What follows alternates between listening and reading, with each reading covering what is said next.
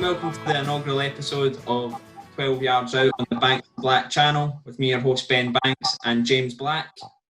How you doing? Today we're joined by George Fraser. George, how are you doing? Very well, Ben, thank you. Yep. George is the Mr. BSC Glasgow, Lowland League Chairman, Reconstruction Extraordinaire. We're going to have a wee chat today just about how sort of current crisis is affecting us all in the Lowland Leagues of Scottish football, a bit about Reconstruction and different various bits and bobs of all that's been going on. But how have you been finding lockdown, George? It's been a couple of weeks since I last spoke to you. Yeah, pretty surreal, Ben.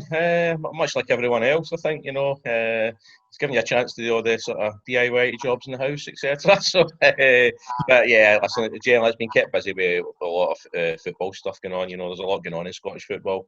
I think everybody's in the same boat, with a lot of time in their hands. So there's a lot of chitter chatter about various issues within the game. No dodgy drives up to Inverness or that to test your eyesight, no? Nah, nothing like that. No, nothing like that. I've managed to steer clear. Well, we'll save that for our other show, Listen Up, which that will be coming next week. The inaugural episode of that. We've got a good guest that we'll announce in the coming weeks. Sticking to the football today, we'll obviously get straight to it. Obviously, your main expertise lie in the Lowland League. When I spoke to you last, you didn't really have much of a picture because of how unpredictable this situation is. Have you got a clearer picture now of how this is all going to affect that tier of Scottish football? Well, what we've discovered, Ben, is that is the uncertainty of it all is affecting everyone. You hear Ian Maxwell was on the radio last Saturday, and he's very hopeful of getting sort of top tier football started again in August. However, that's a sort of different set of criteria, if you like, because they're talking about testing players, etc., and testing officials, at quite a high cost, obviously, which they may be able to afford. So, but as you go further down the game into the lower levels, we are obviously not in a position where we can test players and spend that amount of money on it. So I think there'll be a lot of clubs like ourselves and clubs in the Lowland League, even Division 2 clubs, Division 1 clubs, will be looking at it going, well, listen, we can't afford to start testing. So that leads to the uncertainty of when can you actually start then, because if you can't test, can you play? So we need a bit of clarity on that, and I'm sure the Scottish Government will give that in due course. But so for that point, I think, view things, everything's still sort of up in the air a wee bit, Ben. It's just very. I think with the thing with the Lowland League, the sort of League 2 and League 1, as you say, it's obviously much more dependent on fans. I know obviously you've got Premiership clubs and Championship clubs that rely on it as well, but that's where the sort of mainstay of your, not just ticket money, but it's all to do with sponsorship and people coming into hospitality and things like that as well. Yeah, absolutely. I mean, every club needs fans. Every club needs fans through the door. There's no doubt about it. I think, you watch the German Bundesliga, and I know it's not a comparison, but, even you watching those games without fans, it's all a bit surreal. It just feels, I don't know, obviously it is different, but it just feels that, it doesn't feel real, if you know what I mean. So it's very bizarre. You watch Bayern, like Dortmund the other night, and it's like it's meant to be one of the biggest games in world football, pretty much, and it's just like complete dead silence. You're used to the big yellow wall in the background and stuff. And it's just... Yeah, absolutely. It's it's just one of those surreal things. It feels like a training game almost. But it's different. Obviously we are nowhere near the level of fan engagement at our level, but we have a couple of clubs, 2 or 3 clubs at our level. That draw really good crowds. Kelty, Bonnyrigg, East Stirlingshire. Are getting really good crowds. So yeah, it's we all look at the finances, and a big contributing part is obviously the fans coming through the door. But I'll maybe go back on one thing you did say. I mean, I'm not sure every club in our league is wholly reliant on the income from fans coming through the door.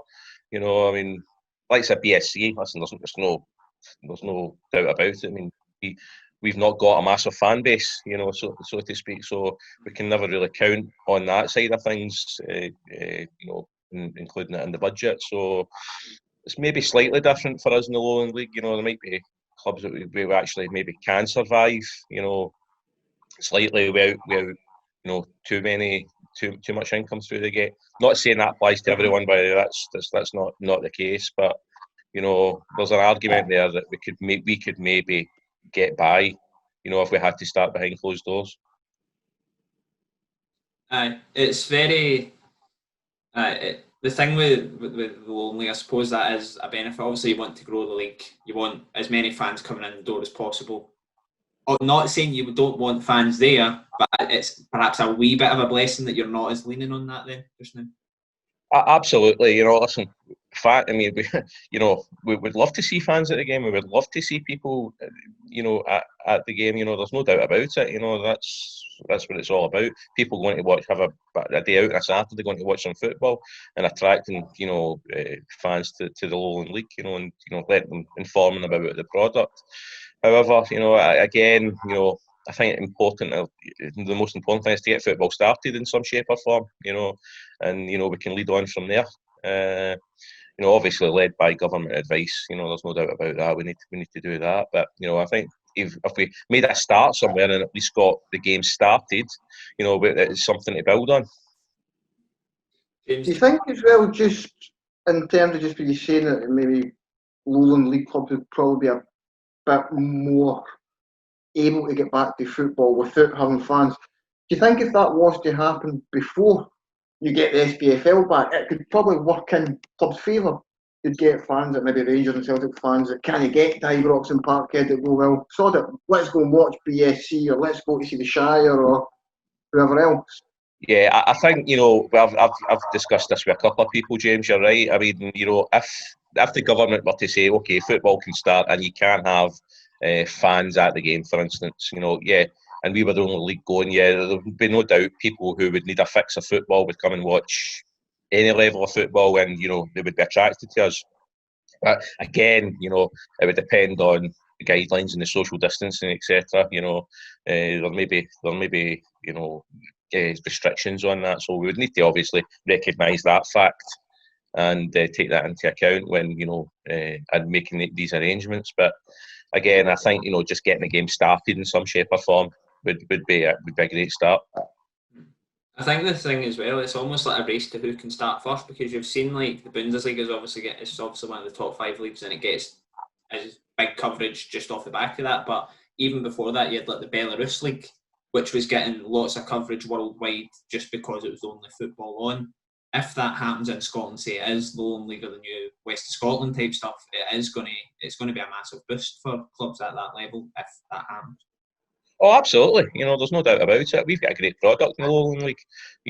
It's a great level, great standard of football, and I think it's growing each and every year.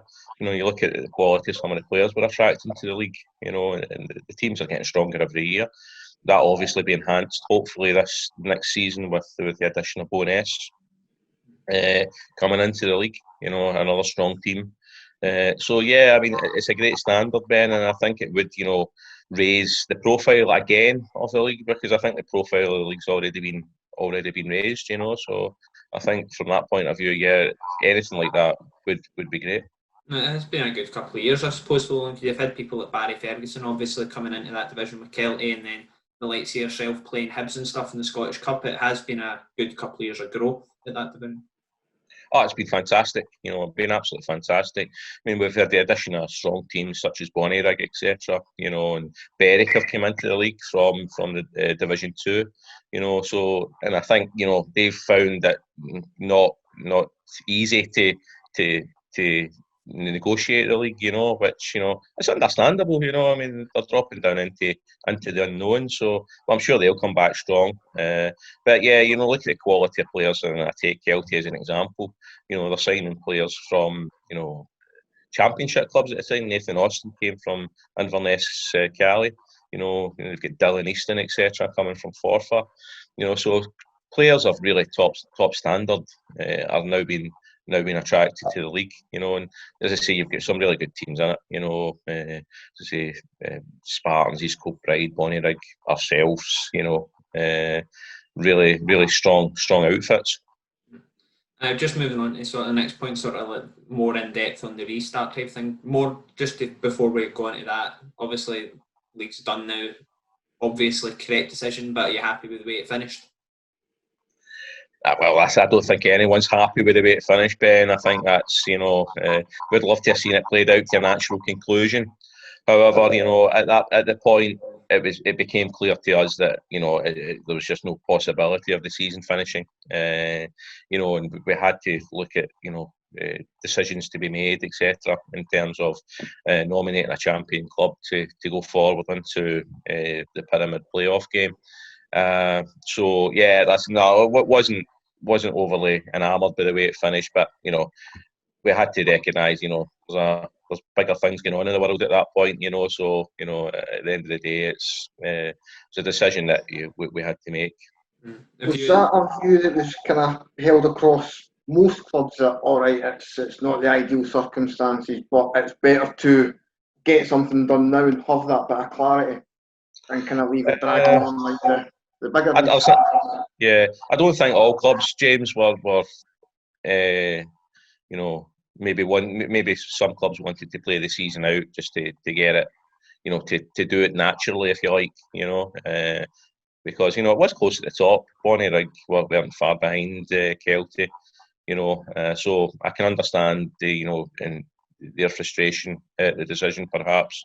But again, for the overall benefit of the league, I think we had to make a decision on it. Well, on the restart, then, have you had obviously had early stage talks on how you could potentially go about that?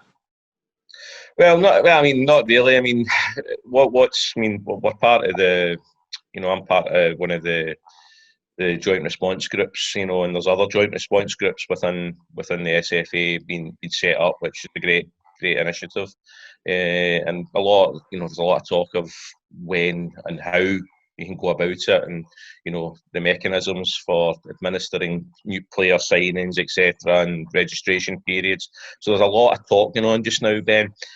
Unfortunately, as I say, we're really led by the government advice on it, and we need to follow their guidelines as to when sport can start. For instance, I know there was the 4 or 5 stage guidelines come out, and I think sport was at stage 3, I think, of the guidelines. So so we're still maybe a wee bit away from that, but I think as the situation hopefully improves,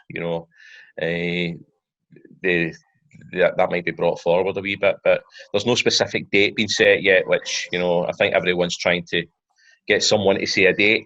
But we know the SFA have the next review date at the 10th of June.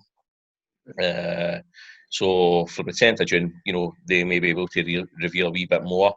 I think obviously, if there's testing available for Premier League clubs, that they would look to get the Premier League started, or the SPFL would look to get the Premier League started. Maybe 6 weeks after that, because I think the guidelines are the players need 6 weeks to get back up to match sharpness. So there's a possibility, that we can start hopefully at the new season, maybe August time, but that may only see the top leagues. I mean, it's frustrating. Obviously, you need to adhere to these government guidelines, but just because it's took us 2 months basically to move into phase 1, does it then take us 2 months to move into phase 2, so on and so forth? Yeah, well, again, it's an unknown factor. I would like to think, as the situation with the pandemic improves, and it is improving every day, whilst recognising it's still awful. People are still dying, which is awful, obviously, but as the situation improves and the numbers improve, I think they might accelerate it a wee bit then, just the way things are going. You can see the graphs, etc., and they're going in the right direction, certainly. So I would like to think, that they may be able to accelerate those stages. And I think Nicola Sturgeon's actually said that herself, one press conference. It will be a case of, we'll judge it as it goes, and if they can bring it forward, they will. So that's my hope, that they might be able to bring those deadlines forward. It would definitely be a boost, I think, just for everybody, because I think initially, maybe this time last month, it really was, we were just a bit, oh no, this is going to be. I mean, we were even talking about potential of would we even see next season in some sort of normal form. So at least it's positive now that there looks like there'll be some sort of action to look forward to. Absolutely, I think it's vital. Sport plays a big part in everyday life.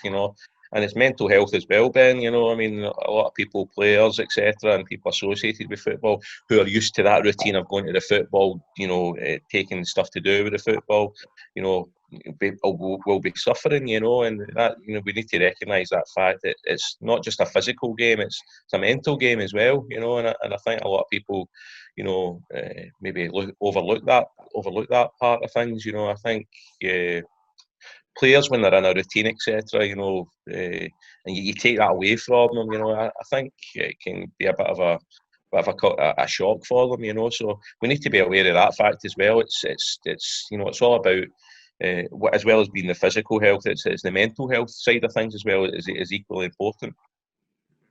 Right, I just sort of on the restart as well. Obviously, one of the big talking points down south is sort of the bringing players back, and it's mass testing every couple of days. Obviously, that is not going to be viable for clubs like yourself. And I'd like to hazard a guess, a lot of teams in Scotland, even if you reach the Premiership level. Probably see out with maybe the old firm, Aberdeen, and maybe Hearts and Hibs. You're pushing it. Absolutely, Jane. I mean, I think Ian Maxwell, gave a quote. I think the cost of testing it was £4,000 for every game. I think, if I memory is there a Lowland League team or sort of team around your level that would be able to afford that, or is it just crazy numbers? Crazy numbers, I think, Ben. I think it's completely unrealistic for our level.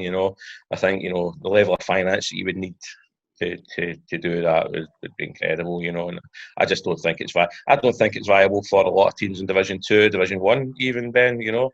Even Championship clubs might struggle, so I think it's really, maybe only your Premier League teams can maybe able to afford that sort of level of finance. Again, I may be wrong, but I'm just looking through Scottish football and the crisis that they're all facing with no fans coming through the door.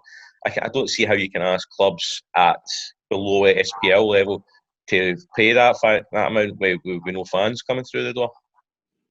I think particularly too when we're talking for the majority of these clubs that are part-time clubs.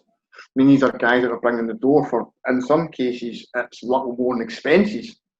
So to then see them kind of put that money back out to go, well, we'll pay this for testing. I think that in itself, it just becomes, you're spending money to make money you're not going to get back in the door. So it just becomes a self-defeating, really. Absolutely, James. I mean, you've heard Ian Duggan, I think, from Stranraer saying they just can't start back without fans, and that's been echoed by a few chairmen within the lower divisions in Scotland, So there's no way, if they're saying that they can't start back, there's no way you could test the players at that level, in my opinion. They've also spoke about bringing fans back, like say in January, and it's like a third capacity. But for me, I just don't. How do you do that at a football game, right? Say for example, like you're at Stirling Albion Stranraer, for example, and you're a Stirling Albion fan. You score. Your first instinct isn't to just jump up and down and clap. Your first instinct is probably to run over to the guy you're standing next to, or woman you're standing next to, and celebrating.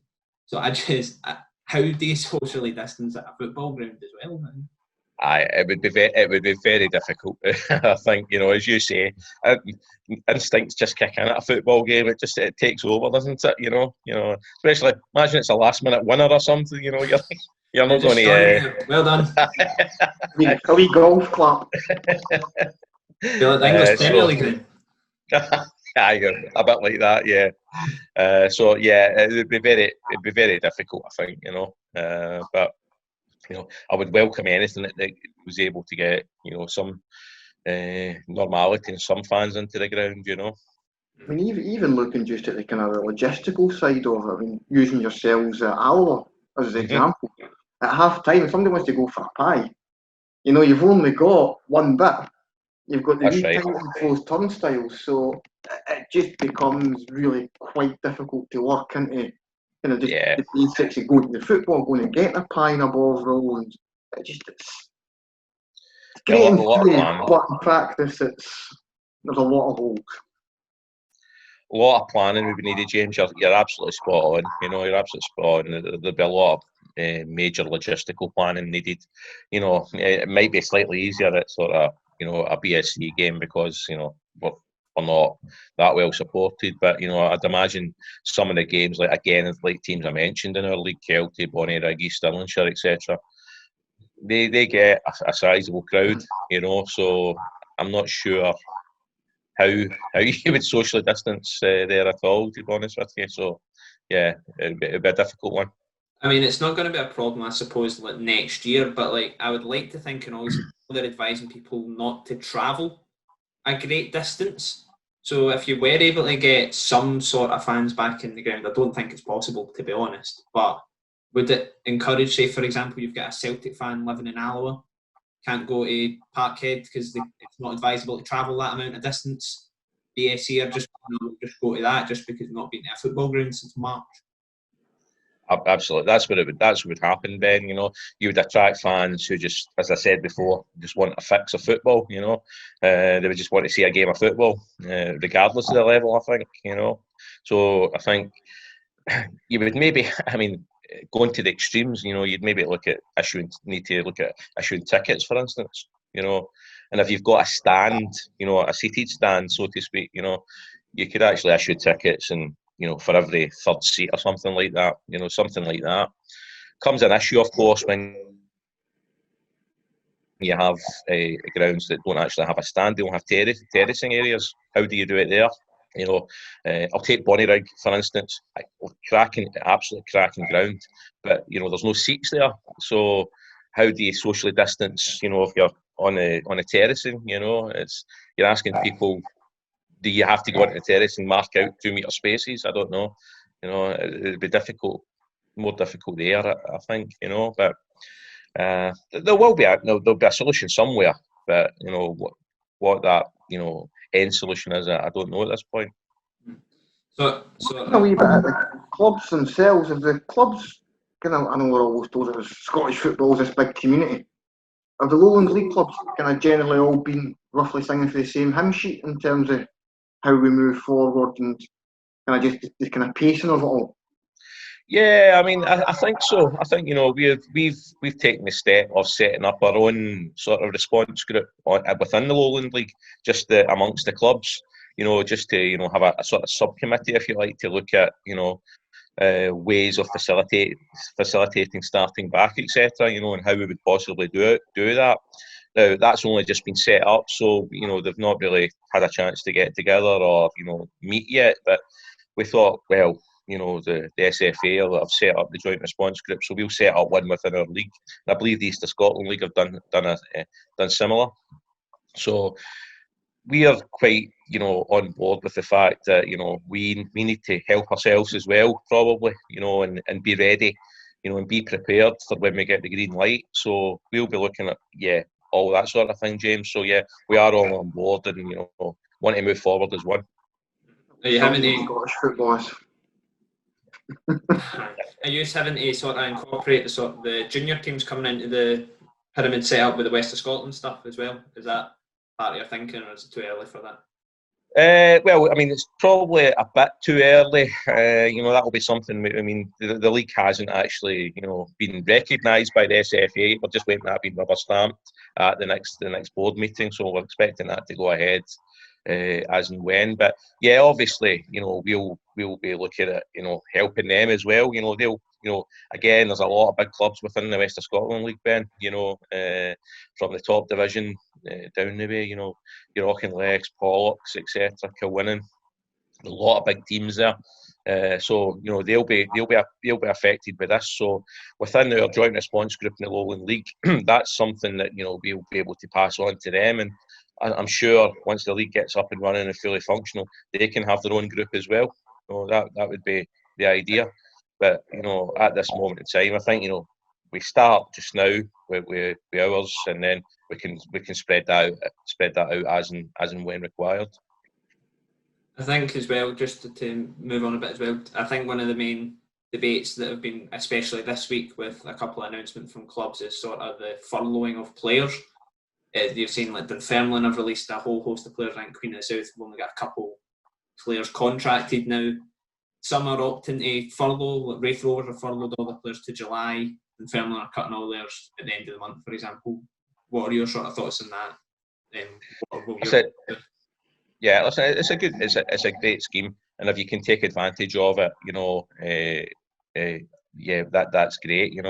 Doesn't really apply to all clubs, at lower level, who perhaps don't have full-time players or not on, a lot of players signed on amateur forms, etc. Ben, so it wouldn't really necessarily affect them, but for the clubs that can use it, yeah, it's an absolutely great initiative, and encourage them to take advantage of all financial help out there, because it'll be needed. It seems to be that I find it a bit odd that it's almost split down the middle. That some clubs seem to be like, oh, we want to keep our players on for as long as possible. Then you've got clubs that are like, we can't afford to keep them on even with the furlough scheme. It's varying in terms of the club, I suppose, with this. Absolutely. Again, it depends, how well off the club are financially, and how much of a cash reserve they've got in the bank to be able to cover the remaining 20% of the wage. Because the government scheme only covers 80% of it. So again, it will depend on each individual club's finances coming into this crisis. And knowing Scottish football, there wouldn't be a lot of clubs with money in the bank, Ben. I mean, everyone runs quite a tight ship in terms of their finances. So, yeah, it's a challenging time on that front. But again, it's a good scheme, and I'm sure a lot of clubs in Scotland will be taking advantage of it. I think the way it's going to get really messy on that sort of front is it's when it finishes. Obviously, some clubs are going to jump from having 80% of wages paid to having to then pay the full bulk themselves. I think that's when you'll really start to find what clubs are in better position than others. Well, absolutely. I mean, the telling factor will be, if clubs start to sign players. I mean, there'll be a reluctance just now from clubs to sign players at the moment, or even renew players' contracts at this time, because you don't know when you're going to be playing again. So, and the harsh reality is, why would you sign a player now? If let's say, for instance, you don't play again until January, so you've got to pay the player now between now and January. So it's a tough decision for clubs, and it's a tough position for players as well. With that uncertainty, if the furlough scheme ends, and I think it's probably October, I think it's been extended to. What do you do after October if we're still not playing? So really tough position for both players and clubs, and I think it's a bit of a reality check, to be honest with you, for both players and clubs. In terms of what can be paid out, in wages. A lot of clubs will now be looking at their budget, saying, budget's going to be slashed or whatever. So players might not get what they've been expecting, in previous seasons in terms of wage or expenses. So tough all round, Ben. It's a real tough one for everyone, clubs and players alike. I guess that's going to be something where clubs like yourselves will, I'm not going to say have an advantage in it, but they'll at least be in a kind of a slightly healthier position in that you'll have a lot of guys that are amateur forms or getting paid kind of relatively token sums, but they'll have actual full-time employment which pays the bills and pays the mortgages, and but that will be something out with a football. So is that something that you think will kind of help get guys, first of all, wanting to come back and play because they know that they're maybe not going to have as much risk to their own kind of their main livelihood?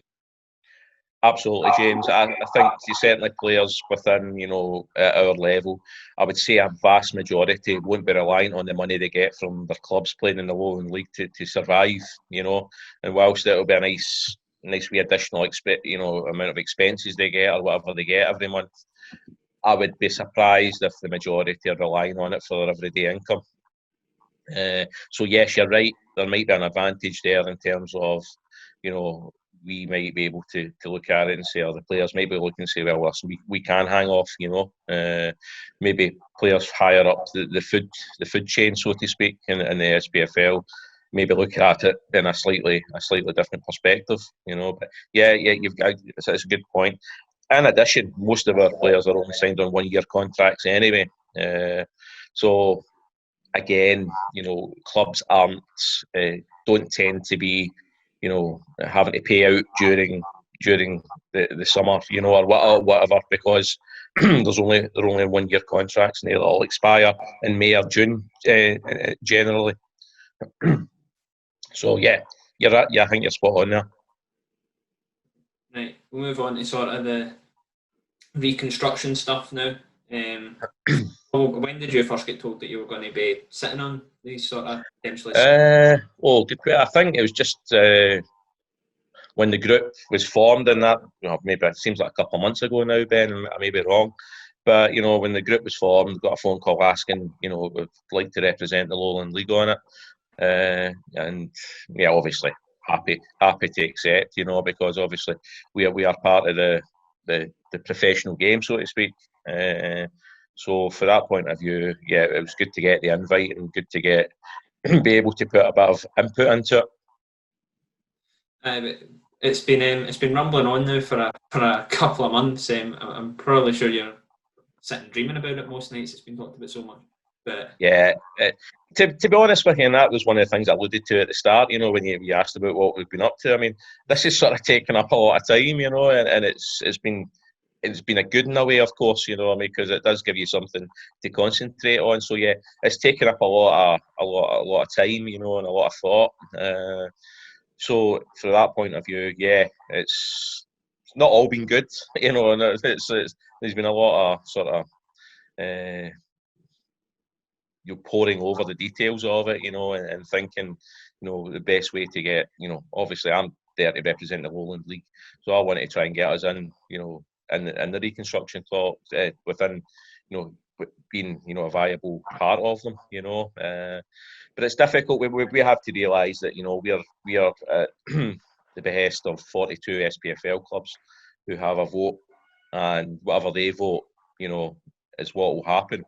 All we can go and do is put our case forward as best as we can, but we have to realise we don't actually have a vote at the end of the day within the SPFL.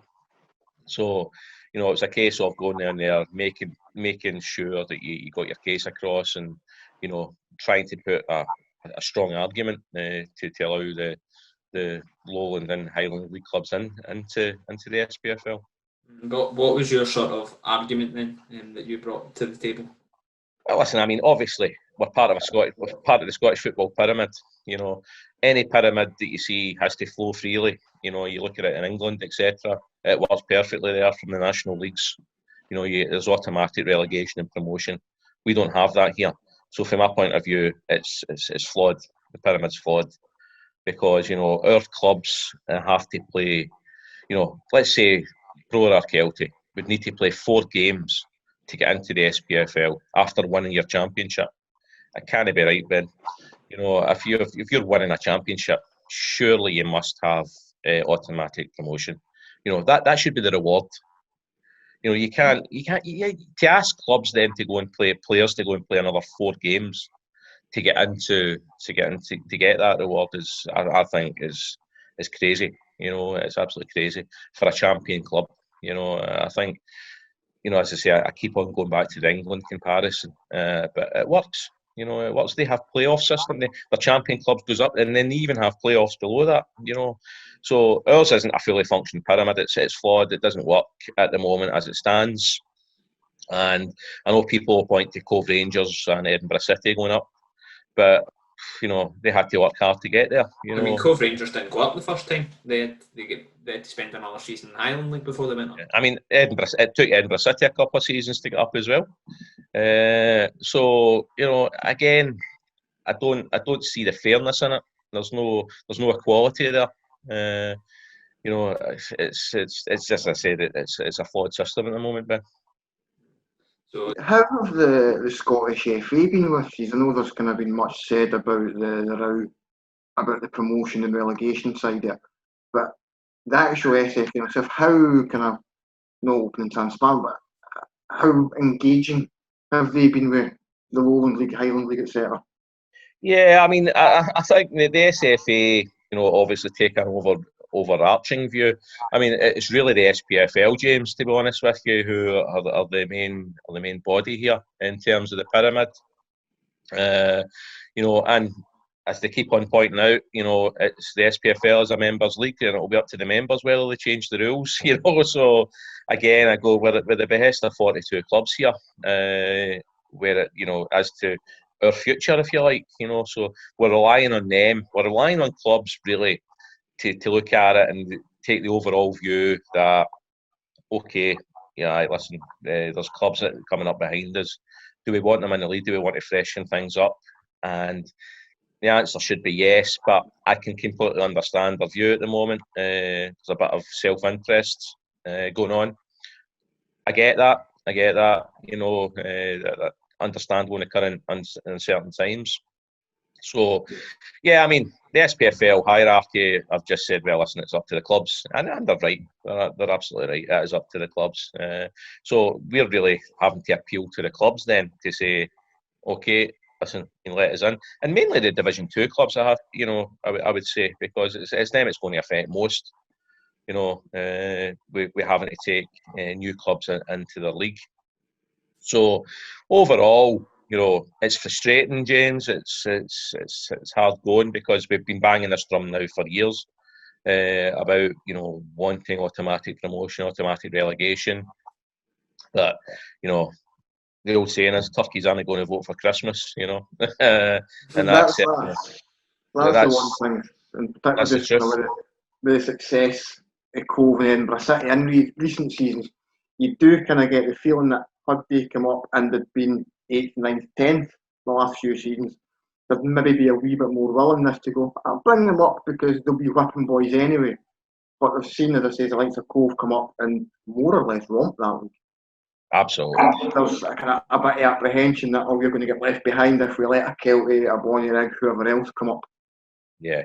I mean, here's the other thing, James. I mean, this is one thing that, you know, people need to take into account. If you're a Division 2 club and you say go and get into that playoff game and you lose it and you go into the Lowland League, for instance, what, you know, if I'm a Division 2 chairman, I'm then saying, well, what's the easiest route back out of the Lowland League? It's certainly not to play another 4 games to get out of it after winning the league. The easiest way to get back into the Scottish, the SPFL, is to have automatic promotion. You know, so you've got to be a bit of, you know, foresight here to say, well, listen, let's have a look at this overall, you know. And I know what they'll be thinking. They'll be thinking it'll never happen to my club, you know, and that'll be the mentality. And I get that. Listen, you know, nobody wants to go down, that's for sure. But, you know, I think it should be something they should be embracing and looking to say, well, listen, let's make the route easier then to get back out the Lowland and the Highland League, you know. But again, you know, you need a bit of willingness to do that. I think self-interest now is obviously it's inevitable, and clubs need to act on that. But eventually, you're just going to get people just smashing into each other. You know what I mean, like wacky races, because your self-interest isn't going to lead to a conclusion where everybody's happy. It's going to lead to where some folk are happy with things, but others are still unhappy. So. Yeah. Absolutely, I can understand the self-interest at the moment, Ben, because you know, the uncertainty of it all and the financial uncertainty of it all. You know, you can get that. I can see that. However, you know, I'm talking about in a normal year, for instance, and you know, where surely, you know, you want to make it smooth as possible for your own club and give your own club the best chance to get back out.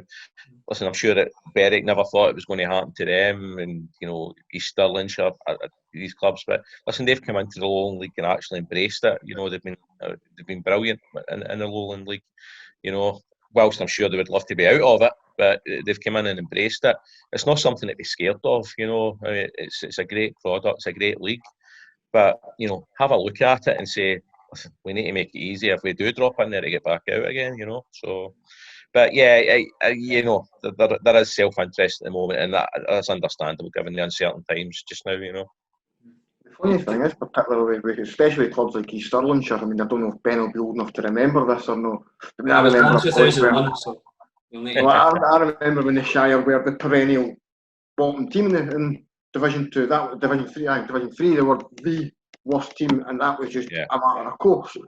And I think the last few years of being in the Lowland League, their gates have gone up a bit, being at Falkirk, their getting a bit more interest in the town locally. I think it might actually benefit some of the kind of smaller bottom tier clubs to kind of have that drop into the Lowland League, kind of refresh a little bit and make that push on. I think that's particularly true for the Shire. I think, James, I think, you were right. I mean, and I'm sure they'll agree and the fans will agree.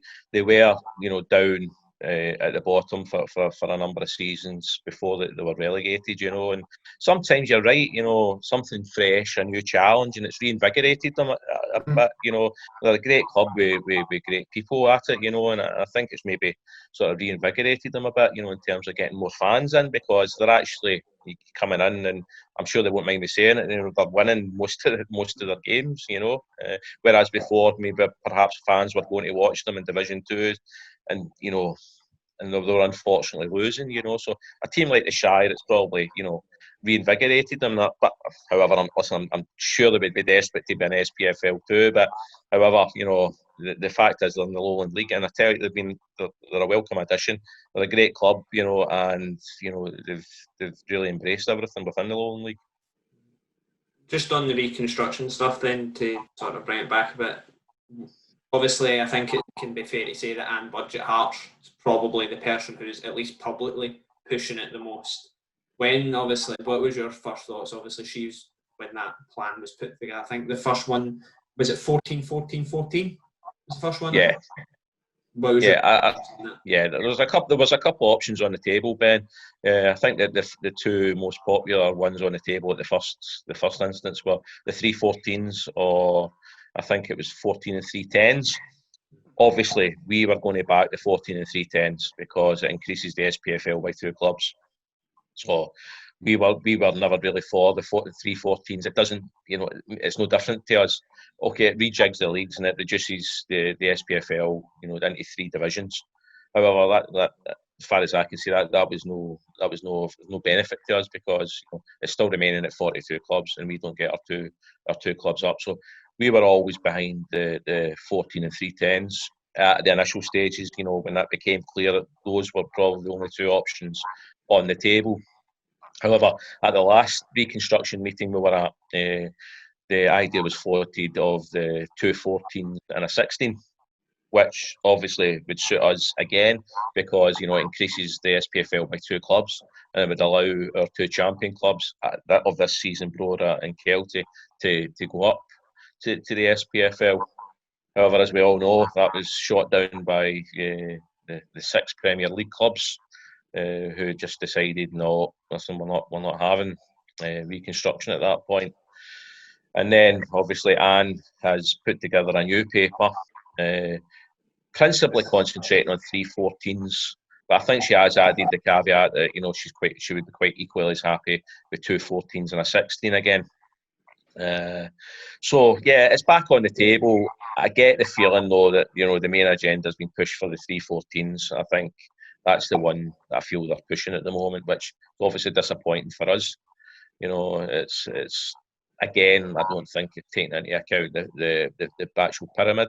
I think people lose sight of the fact there is actually a pyramid in Scotland, Ben. I think it's not been taken as seriously as it probably should. Again, that's my own view. And when we're talking about all these reconstruction models, etc., we should always be included in that. We should be looked on as an extension of the SPFL, in my view, because we've got clubs equally strong within the Highland and the Lowland League that would be able to compete within the SPFL. There are people within the SPFL who really are behind the pyramid. There's we've got a bit of support, but we don't have the support of the majority. That's the problem. And whilst we don't have that, it's going to be really difficult to get anything through. Is that sort of the frustrating part? Is that your future down the pyramid gets decided by 6 Premiership clubs that probably don't need to think about that reality for some time at least? Absolutely. That's basically what happened with that reconstruction model. six clubs. As soon as the SPL said 6 clubs said they weren't interested, it was dead. Now that's due to the voting structure within the SPFL.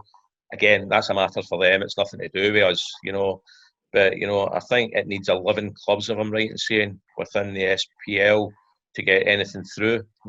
It's a tall ask. I think. So again, I think we're up against it from that point of view. So it's really disappointing. Yeah, that again we are, not being dictated to, but it almost feels that way at times. That 6 clubs can kibosh it and they never really got off the ground. Is that frustrating as well? Is that obviously plans get put into play? You think, great, we're going to get 2 clubs up potentially here, and then it's not hopeless, but it's, as you say, it's a very, very tall order to try and convince clubs to do something positive in these circumstances for clubs way down the food chain. Absolutely. I actually came away from the last Reconstruction meeting that we had, Ben, thinking this has got a chance. I actually genuinely thought the 2 14s and a 16 had a chance, because there was a good feeling about it at the meeting. Everyone in general, not everyone, was on board with it, but in general, there was a good positive vibe about it. And I actually came away more hopeful than I'd ever been at any point during the talks, because I thought, this has got a real opportunity to succeed, and get a chance to do something positive and constructive here.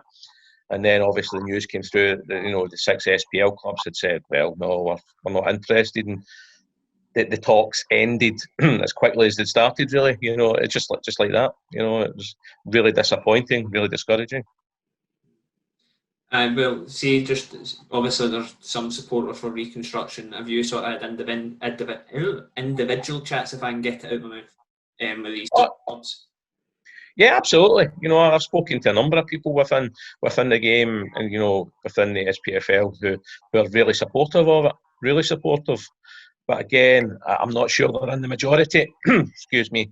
I think they're in the minority at the moment, unfortunately. And again, I can understand it at this moment in time, because of the financial uncertainty of things, Ben. I get that, and that's been sort of floated as one of the reasons why they're not that keen on it at the moment.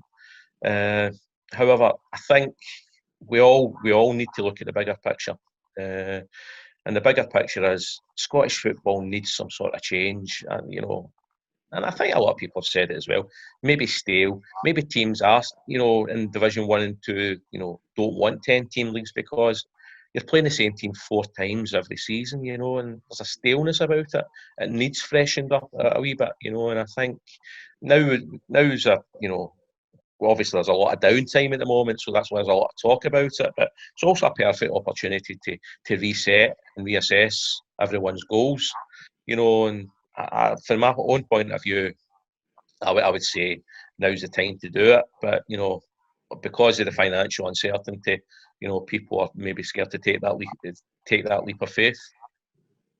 Well, I think now that it's back on the table, do you see it getting off the ground, or is it just going to be the same as? Personally speaking, Ben, I think it'll be the same answer. There seems to be a bit more backing from the actual top, the SPL clubs. I'm not sure below that there's a massive appetite for it at the moment. Again, that's just a personal feeling, I mean, part of Anne Budgie's Reconstruction model is it's only a two-year model. So at the end of the 2 years, I think it would call for quite drastic relegation. I haven't read it fully, but I've seen a few championship clubs saying they couldn't back a proposal that would see the level of relegation that she's talking about after 2 years. So I think that may kill it with for the support within the lower divisions. So I'd love to see some sort of reconstruction, preferably with the addition of 2 extra clubs. But I feel as if it'll probably be the same answer with this one. It appears to me, at least, that Reconstruction in some form might have to take part inevitably. Maybe not in the restructuring of the leagues, but they've obviously spoke about games being locked out to October, January, and 18-team leagues. So I think at some point something's going to have to give in terms of Reconstruction. It might not be the 2 clubs up that you want, or the relegation that Hearts want to avoid, but something's going to have to happen so clubs can. Yeah.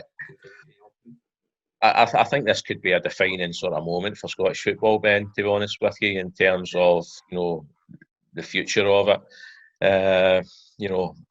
I'm hoping, and I really do say this with all sincerity, I hope all 42 clubs in the SPFL come through it, and I hope all the clubs come through it at our level as well. You just, however, the longer it goes on, you begin to fear that not everyone will survive this, and that would be an absolute travesty if that happens.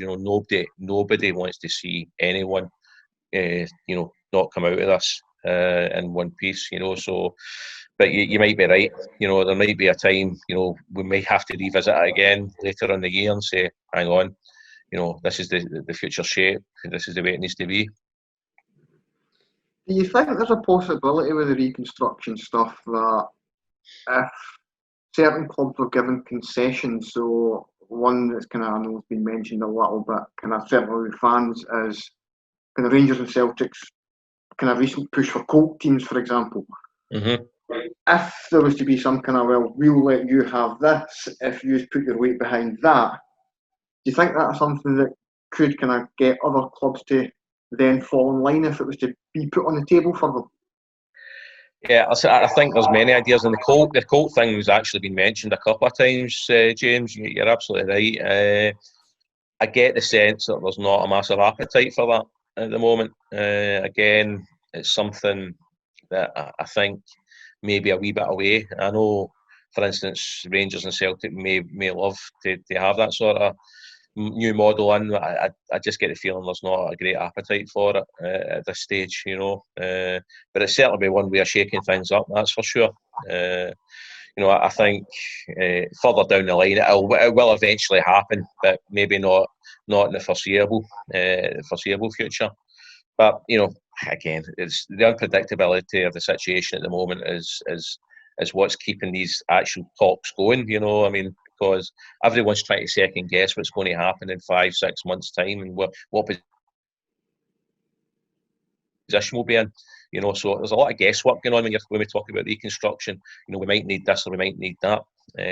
So I don't think we should ever close the door on it. But at this moment in time, I just get the sense that everyone's happy just to take stock of the situation, stay where they are, and try and consolidate what they've got. It definitely looks like that. I think it will just rumble on. It will keep going. Yes, no. We'll put it on the table. No. And it just seems like it's going to eventually rumble on until something needs to happen to make things function, pretty much. Yeah, I think, if anything's going to happen, it'll be through necessity, Ben. I don't think it'll happen through, willingness at the moment, or willingness to change. I think everyone is just want to consolidate at the moment. Obviously, apart from the Lowland and the Highland League, we want to push on, we want to expand. Because from our point of view, we're under severe pressure. We've now, with the new West of Scotland League coming on board, we've taken on another 67 teams who are now knocking at the door to get into the Lowland League. So I think in total now we've something like 120 teams below looking to feed into the Lowland League. At some point that pressure's going to give, and the top's going to be blown off because the pressure from beneath, and that's what we're trying to say to the SPFL. But again, there needs to be a willingness to do it. But back to the original point, I think anything that's going to happen in the near future will be through necessity rather than anything else. And it's an interesting dynamic that I hadn't really thought of, is that even though they're trying to stop your two clubs, perhaps with some clubs at least coming up, yeah, I'm trying to say, well, we're trying to stop 120. That's the harsh reality of it, Ben. That's what's happening. With the new West of Scotland League on board, you've got the East of Scotland League and you've got the South of Scotland League. Sorry, you're talking in excess of 120 clubs there. Going to be vying to get into the Lowland League. It's a situation that it can't be sustained. It can't go on forever. Because eventually, as I say, if enough pressure builds something from the bottom, the top's going to be blown off at some point. So, and that's what we're making that point. We're making that point. But again, this is where the understanding of the pyramid's got to come in. And I don't think enough people understand the complexities and the nature of the pyramid and what's actually below it, Ben. they focus on the here and now, and they focus on what's around them at that point.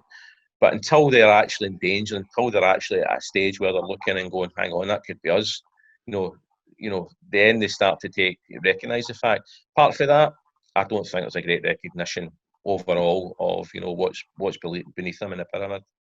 I mean, especially looking at some of the clubs that have come into the pyramid in recent years. I mean, I'm just along the road for Dunny Pace FC, and when they were a junior club, they were bloody awful. They were, they were one of the real kind of lower. I think they were second in the Central Division, or second division in the Central.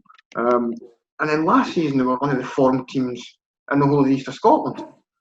So it just shows there's a real jump in quality for the guys that have jumped through junior into the professional pyramid, and I can only imagine the same will be replicated with the 67 that's come into the West.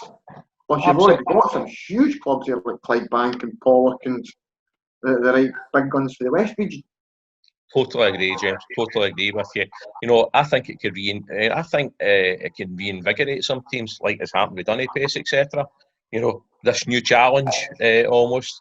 So I think a lot of teams you'll see in the West will be reinvigorated by this new challenge, and they'll really look to kick on.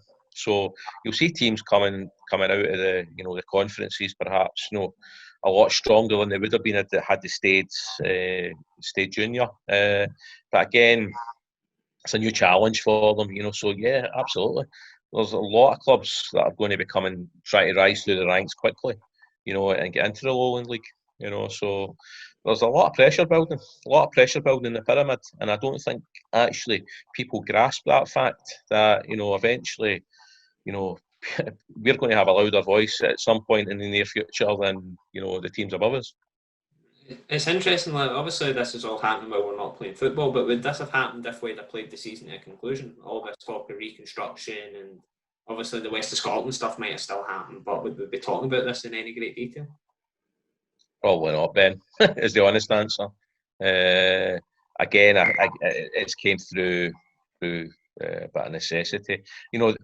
Reconstruction's been on the table for a long time. And I've seen a couple of comments recently saying, "Oh well, now's not the time to do it." Honestly, I mean, when is the right time? I mean, they've been talking about it for years. They keep on saying it's not the right time. When is ever the right time? This is. It infuriates me that we keep on talking about it. We never do anything about it. That's just in Scotland, just in normal settings. We keep doing. We're going to do things and then we don't. We don't do it. Shuffling the chairs, the Titanic at times. I mean, you've gone from a 16-team Premier League to a 14, a 12, to a 10, a 12. Could be back to a 14. But it's just going. They keep going back to doing the same things that we've seen fail time and time again. I think Einstein said that's a definition of stupidity, James. So listen, I'm not saying people in Scottish football are stupid. Like, obviously not. A lot of good people in the game, But I mean, in general, the way we run things, it just seems to be. It's a short-term approach. We put a plaster on it and think, that'll do it for another wee while, and we'll move on and we'll worry about it when the plaster starts to fall off again. Football's riddled with it. Aye, absolutely. The under 21 rule, remember, that was going to the saviour of youth football in Scotland. It lasted 3 years. Let's scrap it. When was this in place? It started the SPL, so that would have been 99 to 2002, 2003 maybe. Right, so that's how I don't remember. It's littered with decisions, James. You're right that we've thought, this is it. We're moving forward. We're going to revolutionise things, and then the plaster starts to fall off, and just let's just rip it off now, and we'll put another one back on when it starts to bleed again. And it's just Champions League for 2 seasons, get shot at that for reserves again. Aye, so I just feel, I think people are tired of. The way things go, I think people weary of it. There needs to be a fresh momentum, a fresh willingness to do things for the better. And again, I just don't think that we understand enough about what's beneath the SPFL, or people don't understand. And that's maybe not through anything other than just, because it's never affected them. And I get that, understand that. you know, but there's got to be an understanding of the game as a whole if we want to move forward. You know, we just can't keep focused on one particular area. Now, I know that particular area generates a lot of finance, or well, the SPL does, should I say. However, you know, if we want the game to flourish, we need to look at it as, you know, as a whole. You know, I just, there's some great clubs here, great clubs in the pyramid. You know, but we feel as if sometimes, you know, we've just forgotten about or ignored. I think fans are starting to buy into that a bit as well. Because I think fans obviously they like the idea of it, but perhaps a lot of fans weren't on board either, from what I see anyway. But now it just seems to be more and more fans are coming on board with it. And I mean, do you succumb? Does that play on the minds of like people in these reconstruction meetings? If like their subsections of their fans want it, do they then take that into consideration? Yeah, well, that's exactly it. You know, I mean, I think that the fans could be the power behind this, Ben, to be honest with you. And you're right. I've noticed a real upturn in fans saying, well, you know, yeah, something needs to be done, you know.